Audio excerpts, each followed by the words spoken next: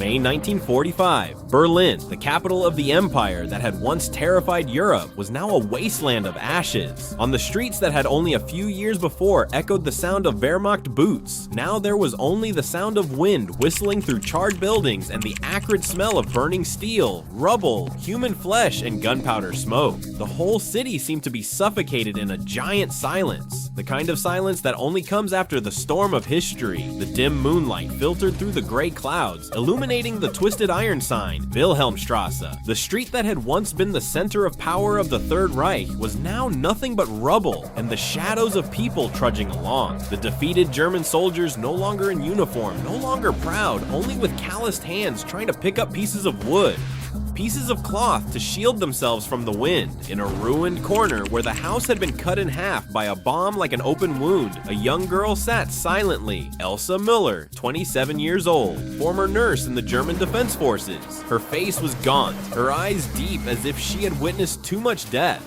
In her hand was a medical coat that still smelled of antiseptic, and under that cloth, a small photo, her dead mother with the scrawled words, "For das Vaterland," for the fatherland. But now that fatherland was just a pile of rubble. She did not cry. Her tears had dried up since the days when Berlin was bombarded. She just sat there, looking at the horizon where the fire still flickered, towards the old American barracks, where trucks were pouring in, carrying soldiers and strange women, Americans with gentle faces, carrying bags of flour, milk, and smiles.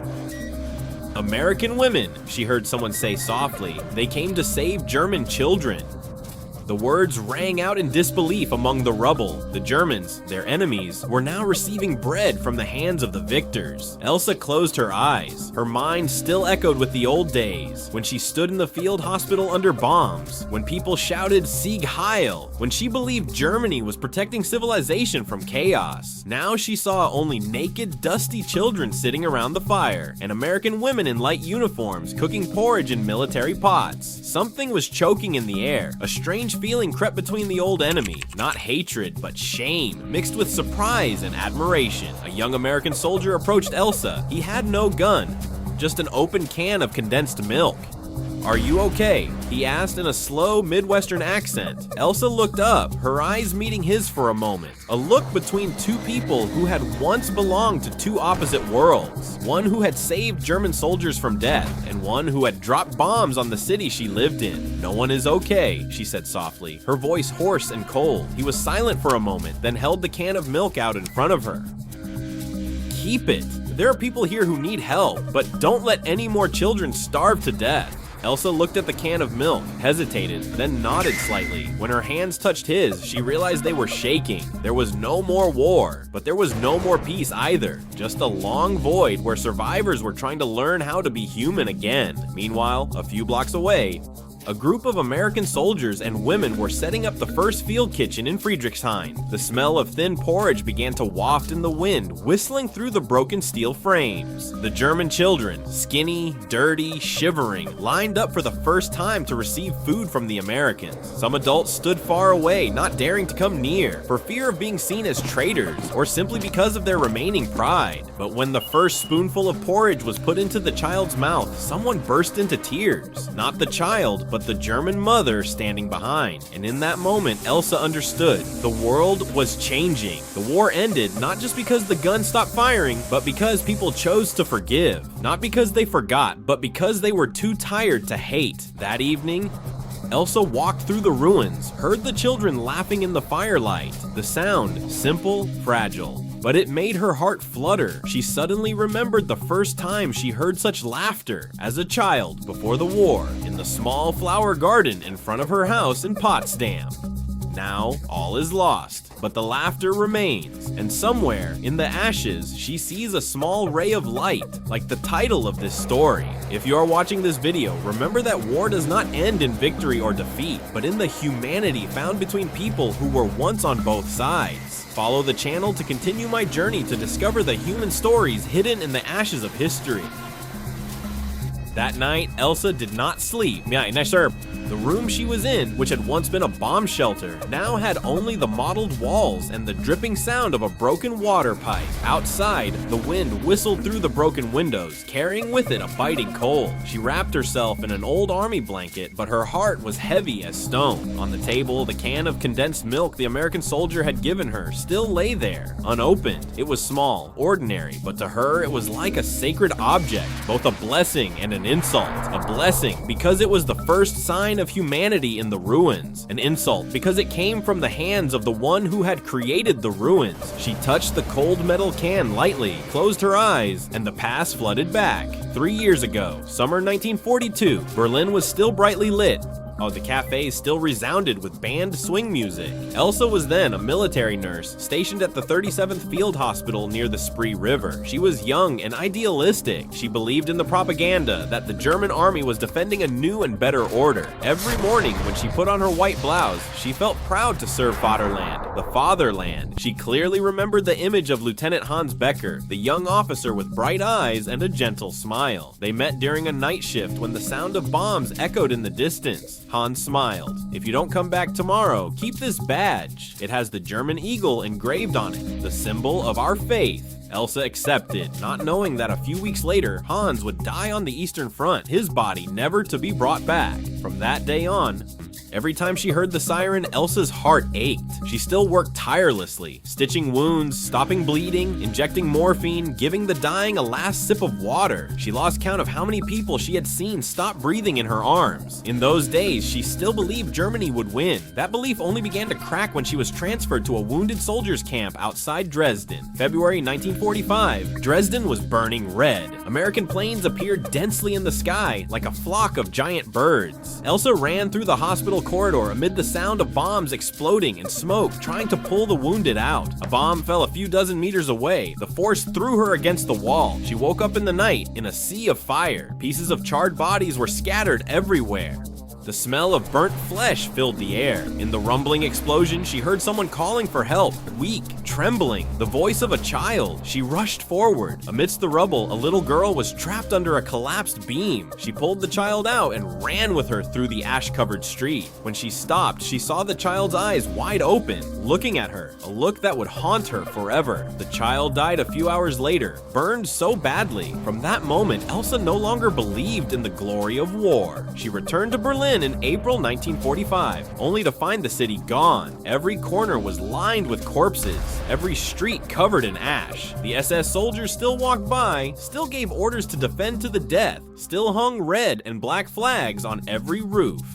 But Elsa knew all that was left was the remnants of a collapsed dream. She was no longer a military nurse, but instead traveled everywhere looking for food, water, and shelter for the survivors. While searching for medicine in a bomb shelter, she was slightly injured in the shoulder, a small but persistent wound that never healed. Then the day came when American soldiers entered Berlin. No cheers, no resistance, just cold silence. The German flags were torn down, replaced by the American flag. Elsa stood watching, her heart empty. She was no longer anyone, not a soldier, not a loser, just a lost soul in the ashes of the century. Now, in the dark bunker, she opened her eyes and looked up at the cracked ceiling. The laughter of children outside still echoed among the footsteps of American soldiers.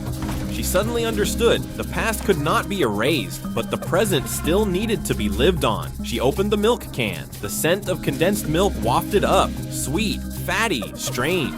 She poured some into an old iron bowl, stirred it with the remaining hot water, and then stepped outside. The German children were sitting around the fire, some skinny, some barefoot. She walked over and handed the bowl of milk to the youngest. The little boy looked up, his big round eyes shining with fear, then timidly took it. Elsa smiled, the first real smile in months. In the distance, the American soldier who had handed over the milk the day before saw the scene. He raised his hand in a slight salute, then turned away. In that moment, Elsa realized perhaps peace begins with small actions like this: a can of milk, a smile, a look free of hatred. Not all gunmen are evil, and not all victories are glorious. Sometimes, kindness comes from the very hands that once held the trigger. Follow the channel as I continue my journey with Elsa. where the ashes still burn and the light still shines. 1945, Berlin was in a windless morning, the sky gray and smoky. On the streets that had once been the heart of the Reich, now there were only scorched walls and collapsed roofs. Occasionally, a few children's laughter rang out, small, fragile like candlelight in a storm. In a temporary shelter in the wedding district, American soldiers had set up a makeshift kitchen. A long line of German women holding their children waited in line for food. They said nothing. Their faces were gaunt, their eyes sunken, their hands trembling as they held out rusty bowls.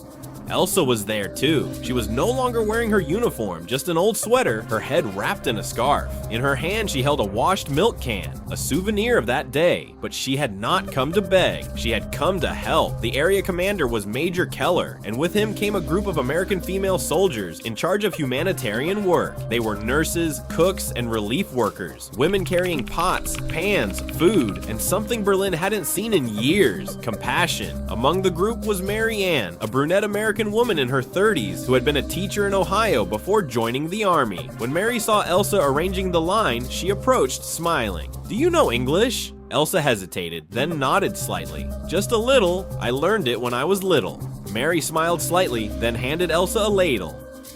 "Then you'll help us distribute the soup. There are so many people today." Elsa looked at the ladle in her hand, feeling like she had just been given a part of the meaning of life. She nodded and began to scoop hot soup to the people in the line. The heat was making Mary's old glasses fog up, but they both had a gentle smile on their faces. The afternoon passed in silence. The German children sat around the wooden table, eating soup, giggling. The Americans and the Germans cleaned, cooked, and shared slices of hard bread. And in that moment, the boundary between the winning side and the losing side seemed to disappear. Mary told Elsa about her hometown, a small town with rolling cornfields, cozy evenings around the fireplace. Elsa listened, her eyes distant. She told Mary about her childhood, morning runs along the banks of the Spree, Christmas Eves with church bells, 2 women, 2 languages, 2 pasts, but they shared one thing: loss. Mary lost her husband in the Battle of the Bulge. Elsa lost her lover on the Eastern Front. They both saw the cruelty of war and understood that every victory must be paid for with blood and tears. In the afternoon, when the camp stove had cooled down, Mary saw Elsa sitting alone, wiping the iron ladle. She approached and asked softly, "Do you hate us, Elsa?" Elsa was silent for a long time. The wind blew, carrying the smell of smoke from the ruined buildings in the distance. She looked at her palm, where there was still a scar from the bomb fragments, and said slowly, "I used to hate, but then I realized hatred doesn't help anyone live again. I just want to live and help others live." Mary didn't say anything more. She just put her hand on Elsa's shoulder, a simple gesture, but enough to make both of them cry. In the following days, Elsa became part of the relief team. She taught a few words of German to the American children, and in return, learned English to make communication easier. She knew how to make a fire, cook soup from what was left in the food store, and every time she heard the laughter of children, she felt a little lighter. One morning, while the group was cooking lunch, a group of American military reporters came to take pictures. They took pictures of American women handing out food to German children. The image later appeared in many newspapers. In one photo, Elsa stood in the corner of the frame, holding a ladle, looking at the children. Her eyes were kind but sad. The photo was spread everywhere. No one knew her name, only the caption: "A German woman helping to give soup to the children of Berlin." But to Mary, she was not an unknown German woman. She was a friend. Another afternoon, as the sun set, Mary and Elsa sat together on a pile of rubble, looking at the city in the sunset. Mary said softly, "Do you believe that we will ever truly forgive each other?" Elsa replied, her voice hoarse but calm, "No one can forgive everyone, but if we start with a pot of soup, with a smile, maybe that is the beginning of something good." The afternoon wind blew the remaining ashes on the roof. Amidst the ruins, 2 women, 2 people who had been on opposite sides of the battle line, sat side by side, no longer enemies, but human beings. Amid the ashes of Berlin, women wrote the first chapter of peace, not with guns, but with soup ladles, not with hatred, but with kindness. Follow this journey, where people learn to forgive, not to forget, but to live. One morning in July 1945, Berlin was still damp after the night rain. The sky seemed to be covered by a heavy leaden curtain. Each weak ray of light shone through the broken windows, reflecting on the glistening puddles in the middle of the street. Elsa was lighting a fire behind the field kitchen when she heard the sound of a Jeep stopping outside the gate. 3 American soldiers got out, their coats soaked, their shoes covered in mud. The one leading the way was Major John Keller, a familiar face she could not forget. It was he who had given her the can of milk that day. Elsa stood still, not knowing how to react. Keller saw her, also stunned for a few seconds. Then he nodded slightly, his voice warm but a bit distant. "Hello, I didn't expect to see you again." Mary came out of the kitchen, smiling happily. "Major, you came back just in time. Today we have a special kitchen assistant." Then she patted Elsa on the shoulder, jokingly saying, "She saves me from hundreds of hungry children every day." Keller looked at Elsa, his eyes were somewhat complicated, as if he was looking back at himself in the past. He said softly, "I remember you. That day, you stood on the street corner, saying nothing, just looking." Elsa replied, her voice low, "Yes, that day I didn't know whether to hate you or be grateful to you." They didn't say anything more, but during the whole afternoon, Keller stayed in the kitchen, helping distribute food and clean water. He worked quietly, spoke little, only occasionally discussing the relief plan with Mary. Every time his and Elsa's eyes met, they were both silent, as if each was carrying a secret in their hearts. The afternoon fell, the rain stopped, the German children ran around the kitchen, playing, laughing loudly in the street corner. Keller stood watching them, his eyes shining with a strange sadness. He took out an old photograph from his pocket, a picture of his sister, Rachel, who was only 8 years old. Elsa happened to see it and asked softly, "Is she your daughter?" Keller shook his head. "My sister. She died in London in 1943 in a Luftwaffe bombing raid." His voice caught in his throat. "My parents never forgave Germany. I just want to understand why things like that happened." Elsa clenched her hands, a knife twisted deep in her heart. She knew that in some way during the war, she too had been part of the system that had caused similar things. She said softly, her voice trembling, "I am sorry, not for anyone else. It's just, I lost someone I loved at the front." Keller looked up at her, his eyes downcast. They were both silent. Between them was a void of history, where guilt and loss intertwined. Neither side could say they were right. The next day, Keller arrived earlier than usual. He brought a box of goods, bread, powdered milk, and an old harmonica. "The children seem to need music more than food," he said. That afternoon, under the kitchen porch, he sat playing the harmonica. The melody, melodious and sad, echoed through the rubble and ashes. Elsa stood far away, listening, her heart trembling. The melody, strangely, reminded her of the music of Hans, the soldier who had lain in the snow. After that afternoon, Keller and Elsa began to talk more. At first, it was simple things. Did you sleep well? Were the children good today? Then gradually, they talked about deeper things, fear, memory, lost faith. Keller said he had been afraid of the Germans, so afraid that he could not look them in the eye. But when he saw Elsa feeding soup to a child, he understood the enemy in his imagination was only human. A week later, as the sun set over the ruined city, Keller invited Elsa for a walk. They walked past the ruined buildings, through the grass growing between the rusted tanks. No one spoke. Only the wind whistling through the bullet holes, the soft sound of footsteps on the damp ground. Then Keller stopped. He pointed in the distance to where the Reichstag remained, charred and bare.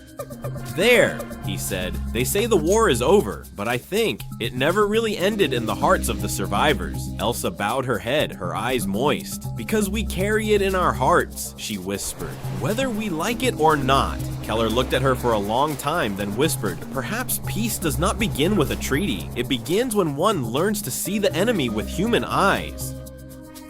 Elsa looked up, and for the first time she smiled. It was a tired smile, but strangely real. Keller smiled too. In that moment, two people, once on opposite sides, stood side by side in the ruins of war, and the world seemed to stop breathing. There are wars not on maps, but in the hearts of men, where the enemy becomes a mirror of oneself. Come with me on this journey, where in the ashes, two souls learn to forgive, not only each other, but the past itself. It was an August morning in Berlin, a thin mist covering the blackened roofs. Elsa woke early and walked out to the kitchen. She found Keller sitting there with a steaming cup of coffee. On the table, he placed an old envelope, its corner scorched. He spoke softly without looking at her. "They found this in the files left by the Wehrmacht. It has your name on it." Elsa paused. She looked at the envelope, her heart stopping. The handwriting on it. She recognized it at once. It was Hans. She took it with trembling hands and sat down in a chair. The letter had never reached her. It had been sent in the winter of 1944 from the Eastern Front. The ink was smudged, but the lines were still clear. The words of a dying soldier addressed to his beloved. Elsa, my dear, if you read this, I am probably dead. I don't know what I am fighting for anymore. My country, my honor, or just fear. Last night I saw a Russian soldier lying in the snow, not breathing. I looked at his face and saw myself in it. We are all lost people, Elsa. If the war ends, don't hate anyone. Live, and forgive me too for holding a gun. Elsa finished reading, tears falling on the old paper. She was silent for a long time, then said softly as if talking to herself, "He is still a good man." Keller didn't answer. He just sat there looking at her. After a while, he asked in a low, unreadable voice, "Did you ever believe what he said?" Elsa wiped away her tears and looked straight into Keller's eyes. "Back then, I believed in Germany. Now, I only believe in people." In that moment, something changed between them. No longer the gap between victors and losers. There were only two people, both carrying the wounds of what had been lost in their hearts. But the letter was more than just words of love. At the bottom of the page, there was a short postscript like a last wish. "If you survive, come to my father's old workshop on Friedrichstrasse. There, I left what I believe is my last truth." Elsa clutched the letter, her eyes blazing. "We must go," she said. Keller was surprised. "Where to?" "Friedrichstrasse. I must know what he left behind." That afternoon, they set off together. Berlin was now a ruined city. Collapsed buildings, burned tanks, and plane wrecks scattered along the roads. The smell of smoke and metal still lingered in the air. The smell of sin that time had not yet erased. Keller drove slowly through the empty streets. The two of them said nothing, only the sound of the engine fading in the cold wind. Finally, they came to an old factory. Its iron dome rusted, its hatch half locked. Elsa stepped inside. Inside, dust was thick. On the walls, old propaganda posters were torn, the slogan remaining, "Vaterland über alles," fatherland above all. She trembled as she opened the old wooden chest in the corner of the factory. Inside was a small notebook and a silver badge of the German army. Elsa opened the notebook. On the first page was the writing, "Diary of Hans Keller, 1943 to 1944. Keller was startled to see that they shared the same last name. Elsa looked at him surprised. "You're also named Keller?" He nodded, his eyes distant. "I've never met a German with the same last name, until now." She opened the notebook and they read together. The words inside were the bloody thoughts of a young soldier who was gradually losing faith. "I see more corpses than the sun. I hear the screams of my comrades in the night and the cries of my enemies as they fall. I wonder if one day someone looked at me and saw that I was just a human. Would anyone forgive me?" Keller read slowly, each word stabbing into his heart. He placed his hand on the page, whispering he understood what both sides forgot. Elsa nodded, tears falling continuously. "He died. But he left us with a different perspective. No more enemies, only those who had lost their humanity searching for it again." Keller stood still, looking at Elsa. "And you have found it, haven't you?" She raised her head, smiling sadly. "Maybe I'm just getting started." Outside, the afternoon light filtered through the broken windows, illuminating two people, an American soldier, a German woman. They stood in the middle of the abandoned workshop, holding the diary and the unsent letter. Nothing more needed to be said. The silence between them was no longer heavy. It was understanding. It was peace. Fragile, but real. Keller said softly, "I will keep this book, not as proof, but as a reminder." Elsa nodded. "Keep it. You will do what Hans wanted. Tell the world that war has no winners." Keller turned away, his eyes gleaming in the afternoon sun. "War has no winners," he repeated. "Only those brave enough to love after it is over." A letter forgotten in the midst of war. A diary of the fallen. And two people on opposite sides of the conflict, reading it in silence. Stay tuned for the sequel, where the final truth about Hans and Elsa's choice between memory and the future will determine whether peace can truly be born from the ashes. Night fell slowly over Berlin. The distant church bells rang out brokenly, like a prayer for the souls who had not yet found rest. Elsa and Keller sat together in the small room of the old workshop. The flickering oil lamp reflected on their faces, tired but not yet able to leave. On the table, Hans's diary was open to the last page, a short line, as if scribbled in the dark. If anyone reads this, know that I am no longer who they think I am. I am not just a soldier. I am a witness to the truth that both sides are afraid to tell. Keller finished reading, frowning. The truth. What? Elsa shook her head, turning to the next page, but it was a torn page. A part of the paper had been torn away. Someone tried to hide it, she said softly. Maybe the Germans, or the Americans. Keller looked at her, his eyes tense. Are you saying we're involved too? Elsa didn't answer. Instead, she pointed to the corner of the wall where an old map hung crookedly. On it, in red pen, Hans had marked a spot. Tempelhof, Berlin's main airport during the war. He was there, she said. Maybe it all started at Tempelhof. The next morning, they left the workshop, heading toward the old airport. The road was full of bomb craters and ruins, but among the rubble, weeds were starting to grow. Elsa said softly, you see, life always finds a way to come back, even if it's just a blade of grass. Keller smiled slightly, but there was a vague worry in his eyes. He knew that every step closer to Tempelhof was touching a part of the past that many people wanted to bury. When they arrived, they saw a group of German workers clearing the rubble. An old man with silver hair stood in charge. When he saw Elsa, he stopped. Are you Elsa Brandt? She was surprised. You know me? The man nodded. I used to work with Hans. We were in the Air Force liaison unit. He always talked about you. Keller stepped forward and asked, do you know anything about Hans's notes?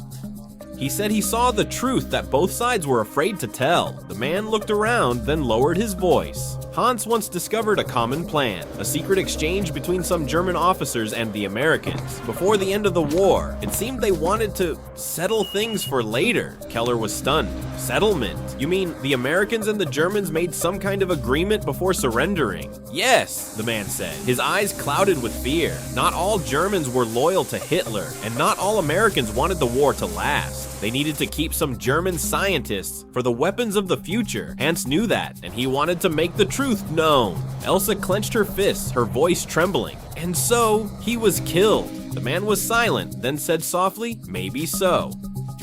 He disappeared right after sending your last letter. Keller stepped back, feeling the ground beneath his feet shake. He knew the rumors of Operation Paperclip, the secret post-war plan where hundreds of German scientists were brought to America. But hearing it from a witness, right in the middle of Berlin, took his breath away. He looked at Elsa. She was staring into the distance, her eyes filled with tears, but strangely cold. He died for telling the truth, she said, and that truth became the foundation of the new world. Keller replied softly, sometimes, to have peace, people bury things that shouldn't be buried. Elsa turned and looked straight at him.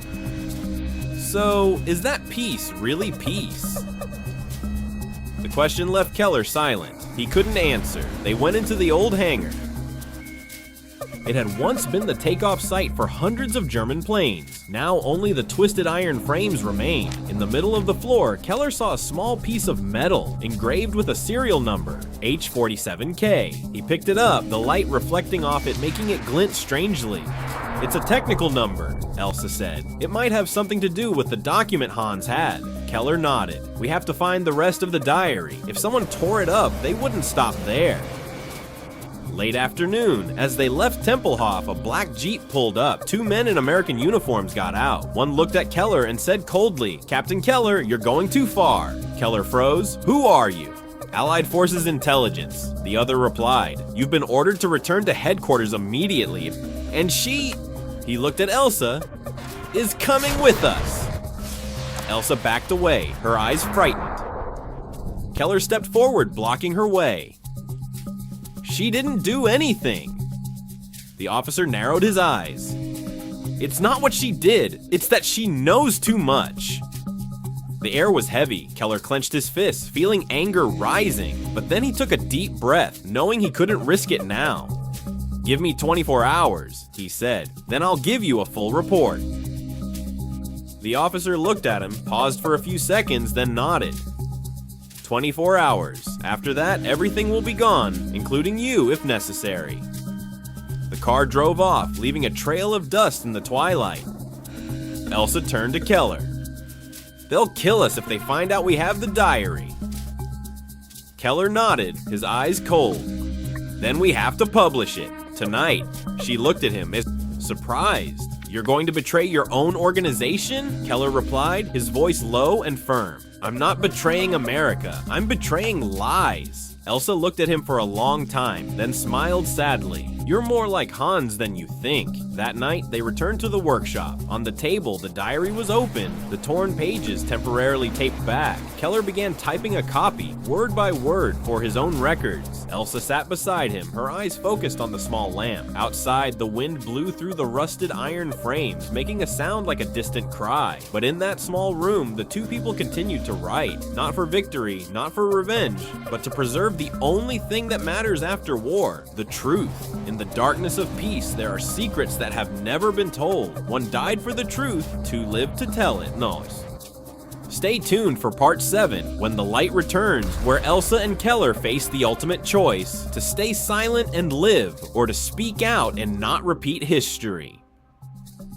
That night, the sky over Berlin was a leaden gray. A light rain fell, but the wind carried the chill of days that had not yet been peaceful. Elsa sat by the window, looking out, where the rare light shone through the rain. At the table, Keller was still typing. The steady sound of the keys rang out. Not just the sound of work, but the sound of a silent oath. The truth would not be buried. Elsa asked softly, "Do you think they will leave us alone?" Keller stopped, raised his head to look at her. "No. But if we remain silent, people like Hans will have died in vain." She pursed her lips, her eyes distant. In that moment, she saw clearly in him something she had never seen in an American soldier before. Not power, but faith. The next morning, Keller arrived at the temporary Allied Communications headquarters in central Berlin, a building half destroyed but still with electricity. He entered carrying a suitcase containing a copy of Hans's diary. An American officer was waiting, the one who had warned him the day before. "Are you really going to do this, Keller?" "Yes," Keller replied firmly. "The people have a right to know, both Americans and Germans." The officer looked at him and shook his head. "You are playing with fire. If you go public, you will lose not only your rank, but your life." Keller replied, "I have seen too many people lose their lives because of lies. If I keep quiet, I will die too, only more slowly." The officer was silent. Finally, he opened the door, and Keller entered the broadcasting room. The room was small, lit by low-hanging round bulbs. An old microphone sat in the middle of the table. Keller took a deep breath, opened the transcript, and began to read. This is the record of Hans Keller, German soldier, 1943-1944. He recorded what everyone was afraid to say, that this war had more than two sides. In between, there were agreements, people, calculations. And while we were dying, they were building a new world on our blood. His voice echoed through the loudspeakers, drifting out through the small radio stations that still worked. In the ruined buildings, Berliners raised their heads, listening. The Americans on guard duty heard it too. No one knew who was speaking. But the voice, calm, sad, and true, made them unable to leave. Meanwhile, outside, Elsa was waiting in her car. She looked at her watch. The minutes ticked by like knives. Then she saw 4 black Jeeps appeared from the end of the street. She whispered, "No!" She jumped out of the car and ran into the building. Gunshots rang out. The glass shattered. American officers stormed into the broadcasting room. Keller sat there continuing to read. Hans said, "If one day someone reads this, tell the world that kindness is the only thing stronger than any weapon." I believe in that, and I believe that only by facing the truth can we be truly free. A loud bang, a flash of light. Keller collapsed, the microphone falling from his hand, emitting a long, staticky sound. Elsa ran to him and hugged him. Blood soaked his shirt, but his eyes were still peaceful. "You did it," she said through tears. He smiled weakly. "No, we did it."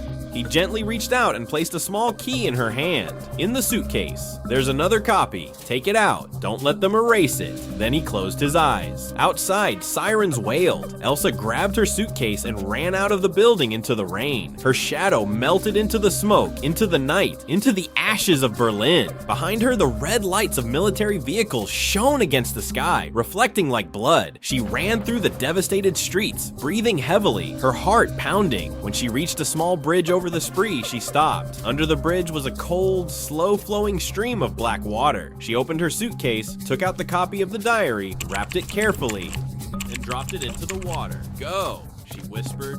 Go with the truth to a place where people will listen. The wind blew hard. The last piece of paper in her hand flew up, swirled in the wind, and disappeared into the night.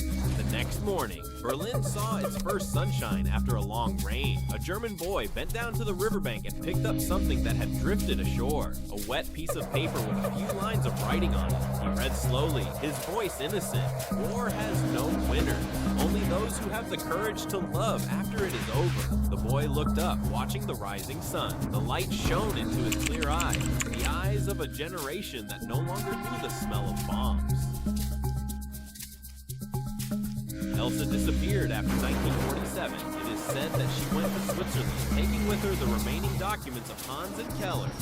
No one knows if she is still alive, but their story of people who chose truth over safety has become a reminder for every generation. When the world is covered in darkness, the light does not come from guns and bullets, but from the courage of those who believe in humanity. Oh, you have just listened to When the Light Returns, the final part of a series of stories about war, humanity, and truth. If you believe that history is not just the past, but a mirror for the future, subscribe to the channel, share this video so that the story of Elsa, of Keller, and of millions of unknown people will never be forgotten.